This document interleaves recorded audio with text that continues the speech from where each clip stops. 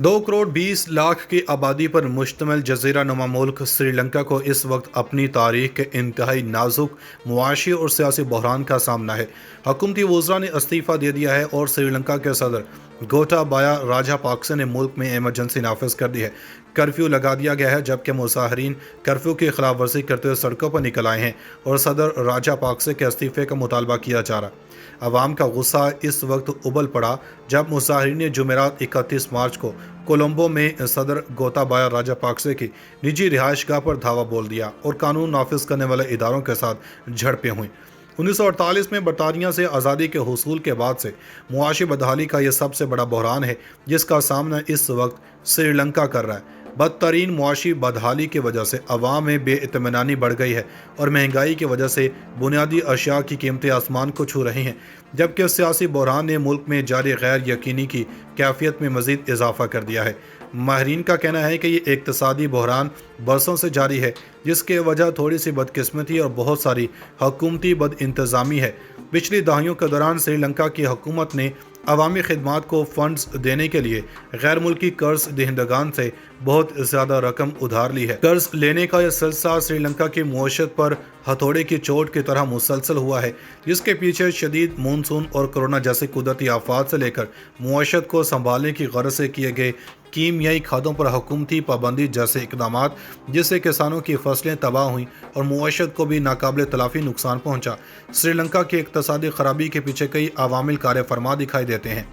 इनमें से 2019 के ईस्टर बम धमाके के साथ साथ कोविड-19 की वजह से आलमी सफरी पाबंदियों की वजह से जजीरे नुमा मुल्क की सियाहत पर मुनहसर मुआशत को होने वाले नुकसान शामिल हैं। लेकिन इसके साथ साथ ज़्यादा शरह सूद पर भारी कर्ज़ों का हुसूल भी मौजूदा मुआशी बहरान की वजूहात में शामिल है, क्योंकि भारी कर्ज़ों की अदम अदायगी ने मज़ीद कर्ज़ों के हुसूल पर मजबूर किया और जिससे अदायगियों का तवाज़ुन मज़ीद बिगड़ गया।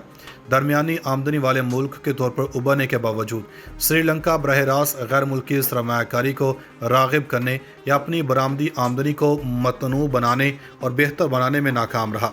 जबकि अपनी तरक्की को बैनुल-अक़वामी खुद मुख्तार बॉन्ड्स के ज़रिए और दूसरे ममालिक से अक्सर ज़्यादा शरह सूद और अदायगी की मुख्तसर मुद्दतों पर कर्ज लेकर बरकरार रखा है, जिसके नतीजे में बैरूनी कर्जे का मजमूई हजम 2021 तक 35 बिलियन अमरीकी डॉलर तक हो गया। इस तनाज़र में चीन भी बदतरीन श्रीलंका के लिए सबसे ज़्यादा कर्ज फराहम करने वालों में से एक बन गया। अखबारात में शाया होने वाले आदाद शुमार के मुताबिक श्रीलंका ने बैनुल-अक़वामी खुद मुख्तार बॉन्ड ISB के ज़रिए हासिल किए गए कर्ज का 36% एशियाई तरक्याती बैंक का, 15% चीन से हासिल किए गए कर्ज का, 20% आलमी बैंक का, 10 जापान का, 9 और इंडिया से हासिल किए गए कर्ज का 2% अदायगी करना बाकी है। ताहम कर्ज की अदायगी की सूरत हाल हालिया बरसों में टैक्स महसूलात में कमी के साथ बदतर हो गई है। जैसा कि पहले इस बात की तरफ इशारा किया गया कि सियाहत सप्लाई चेन्स और तरसीलात ज़र पर कोविड के असरात और नामियाती काश्तकार की तरफ जाने के मनमानी फैसले ने अफरात ज़र और मुल्क के गैर मुल्की ज़खायर को कम करने में अहम किरदार अदा किया। हालांकि कर्ज़ों की अदायगी के वादे बदसूर बरकरार हैं। गैर मुल्की ज़खायर की कमी ने श्रीलंका के खुराक, ईंधन और दीगर ज़रूरी दरामदात को मुतासर किया और एक कसीर जहती बहरान का बायस बना है। इसके नतीजे में श्रीलंका के पास 2.3 बिलियन अमरीकी डॉलर के गैर मामूली ज़खायर रह गए, जबकि इस साल इसे 7 बिलियन अमरीकी डॉलर का कर्ज अदा करना है। लेकिन इन अवामिल के अलावा अवामी गम व गुस्से की एक और वाज़ेह वजह राजापाक्से ख़ानदान का हुकूमत पर कंट्रोल और वाज़ेह मुआशी बद इंतज़ामी और बदउनवानी भी है। मिसाल के तौर पर सदर वज़ीर-ए-आज़म, ख़जाना और आबपाशी के वज़रा सभी भाई हैं, जबकि सदर का भतीजा वज़ीर खेल है और इस तरह अवाम की जानब से राजापाक्सा के ख़ानदान पर तनकीद में इजाफ़ा हुआ, जो कि किसी हद तक माकूल मालूम होती है, क्योंकि एक ही ख़ानदान में इस हद तक इक़्तिदार का इर्तिकाज़ मुआशरों में नापायदारी को फ़रोग़ देते हैं, जबकि रियासत की जड़ों को खोखला करने का सबब बनते हैं। ताहम ये उम्मीद की जाती है कि श्रीलंका बहरान पर काबू पाने और अमन व अमान और मुआशी इस्तेहकाम की अलामत को बहाल करने में कामयाब हो जाएगा। अलबत्ता श्रीलंका की हुकूमत को अवाम को एतमाद में लेना चाहिए और मुआशी इस्तेहकाम के लिए एक जामे रोड मैप तश्कील देना चाहिए, जिसमें आलमी बरादरी और हमसाया ममालिक श्रीलंका को बहरान से निकालने में हर मुमकिन मदद करें, क्योंकि श्रीलंका में मौजूदा मुआशी बहरान पर काबू पाना मुमकिन न हो सका तो इसके मनफी असरात से खिते के तमाम मुल्क मुतासर होंगे, जबकि श्रीलंका के मौजूदा موجودہ بحران میں سارک ممالک کے لیے بھی ایک سبق ہے کہ سارک کی تنظیم کو مؤثر بنانے کی اشد ضرورت ہے، جو کہ ہندوستان اور پاکستان کی باہمی کشیدگی کی وجہ سے غیر مؤثر ہو کر رہ گئی ہے۔ یہ ایک حقیقت ہے کہ فعال علاقائی تعاون کی موجودگی میں اس طرح کے معاشی بحرانوں میں سے باہمی طور پر نمٹنا نسبتاً آسان ہو جاتا ہے۔ قومی اسمبلی میں وزیراعظم عمران خان کے خلاف اپوزیشن کی تحریک عدم اعتماد 174 ووٹوں کے ساتھ کامیاب ہونے کے بعد وہ ملک کے پہلے وزیراعظم بن گئے جن کے خلاف تحریک عدم اعتماد کامیاب ہوئی۔ عمران خان کی تحریک عدم اعتماد میں ناکامی کو دنیا بھر کے میڈیا نے رپورٹ کیا۔ پاکستان کی متحدہ اپوزیشن کی جانب سے عمران خان کے خلاف جمع کروائی گئی تحریک عدم اعتماد کی کامیابی کی خبر عالمی میڈیا کی زینت بنی رہی اور عالمی نشریاتی اداروں نے اس خبر کو نمایاں طور پر شائع اور نشر کیا۔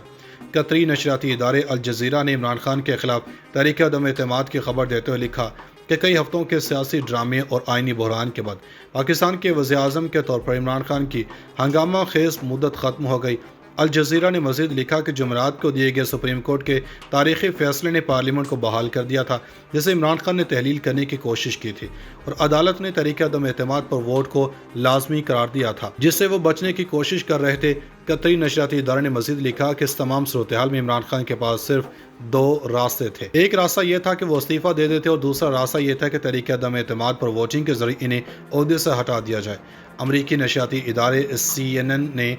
اپنی رپورٹ میں لکھا کہ پاکستان کے وزیراعظم عمران خان کو معاشی بد انتظامی اور ملک کی خارجہ پالیسی کو غلط طریقے سے چلانے کے الزامات پر عدم اعتماد کے ووٹ کے بعد ملک کے وزیراعظم کے طور پر معزول کر دیا گیا جس سے ان کی بطور وزیراعظم ہنگامہ خیز مدت کا خاتمہ ہو گیا۔ برطانوی اخبار نے لکھا کہ عمران خان جو ایک سابق عالمی کرکٹر سے نیک اسلام پسند سیاستدان بنے، وہ اپنی پارلیمانی اکثریت کھونے کے بعد اپنی سیاسی زندگی کے بقا کے لیے ہفتوں سے لڑ رہے ہیں۔ بھارتی نشریاتی ادارے دا ٹائمز آف انڈیا نے لکھا کہ عمران خان تحریک عدم اعتماد میں شکست کے بعد پاکستان کے پہلے وزیراعظم بن گئے جنہیں ووٹ آف نو کانفیڈنس کے ذریعے ہٹایا گیا۔ بھارتی نشریاتی ادارے نے لکھا کہ جب تحریک عدم اعتماد پر ووٹنگ ہو رہی تھی تو 69 سالہ عمران خان ایوان زیری میں موجود نہیں تھے۔ ایک اور بھارتی نشریاتی ادارے NDTV نے لکھا کہ عمران خان کو کئی ہفتوں کے سیاسی بحران کے بعد پارلیمنٹ میں عدم اعتماد کا ووٹ ہارنے کے بعد اتوار کو پاکستان کے وزیراعظم کو عہدے سے برطرف کر دیا گیا، ملک کے وزیراعظم کے طور پر معزول کر دیا گیا جس سے ان کی بطور وزیراعظم ہنگامہ خیز مدت کا خاتمہ ہو گیا۔ برطانوی اخبار نے لکھا کہ عمران خان جو ایک سابق عالمی کرکٹر سے نیک اسلام پسند سیاستدان بنے، وہ اپنی پارلیمانی اکثریت کھونے کے بعد اپنی سیاسی زندگی کے بقا کے لیے ہفتوں سے لڑ رہے ہیں۔ بھارتی نشریاتی ادارے دا ٹائمز آف انڈیا نے لکھا کہ عمران خان تحریک عدم اعتماد میں شکست کے بعد پاکستان کے پہلے وزیراعظم بن گئے جنہیں ووٹ آف نو کانفیڈنس کے ذریعے ہٹایا گیا۔ بھارتی نشریاتی ادارے نے لکھا کہ جب تحریک عدم اعتماد پر ووٹنگ ہو رہی تھی تو 69 سالہ عمران خان ایوان زیری میں موجود نہیں تھے۔ ایک اور بھارتی نشریاتی ادارے NDTV نے لکھا کہ عمران خان کو کئی ہفتوں کے سیاسی بحران کے بعد پارلیمنٹ میں عدم اعتماد کا ووٹ ہارنے کے بعد اتوار کو پاکستان کے وزیراعظم کو عہدے سے برطرف کر دیا گیا۔